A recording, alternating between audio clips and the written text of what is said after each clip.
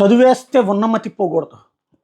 కులాల వారీగా హాస్టల్ ఎందుకు పెడుతున్నారంటే తమ కులంలో ఉన్నటువంటి ఆర్థిక స్తోమత లేనటువంటి వాళ్ళు ఎవరైతే ఉంటారో వాళ్ళు మంచిగా చదువుకుని ఉన్నత స్థానాలకు ఎదిగితే కులం కూడుపెట్టింది అన్నటువంటి కాన్సెప్ట్ వస్తుందని. అందుకనినే కులాల వారి హాస్టల్ కొన్ని కులాలకి ఉంటుంటాయి. అట్లాంటిదే గుంటూరులో రెడ్డి హాస్టల్ కూడా. హాస్టల్ పెట్టింది రెడ్డి సామాజిక వర్గానికి సంబంధించిన యువతని ఉన్నత స్థితికి తీసుకువెళ్ళడానికి తగిన తోడ్పాటు అందిస్తున్నారు, బాగానే ఉంది.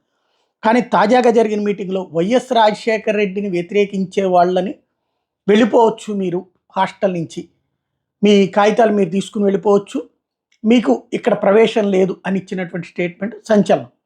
అది కమ్మ హాస్టల్లో ఎన్టీ రామారావు గారి మాటను కనుక మీరు కాదంటే కనుక వెళ్ళిపోవాలనో, చంద్రబాబు గారు కాదంటే వెళ్ళిపోవాలనో చెప్పట్లేదు కదా.